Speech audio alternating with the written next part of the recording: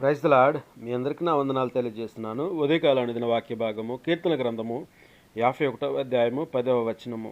ఈ కీర్తన రచించినది దావీదు గారు బత్షెబా యుద్ధకు వెళ్ళిన తర్వాత నాతాను ప్రవక్త అతని యుద్ధకు వచ్చినప్పుడు అతడు రచించిన కీర్తన.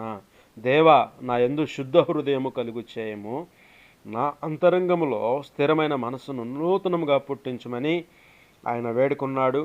పాపాన్ని ద్వేషించే పవిత్ర హృదయాన్ని, దేవుని చిత్తాన్ని చేకూరే నూతనాత్మను మనలో కలిగించి దేవుని పరిశుద్ధాత్మ ఆవశ్యకత విశ్వాసులందరికీ ఉంది.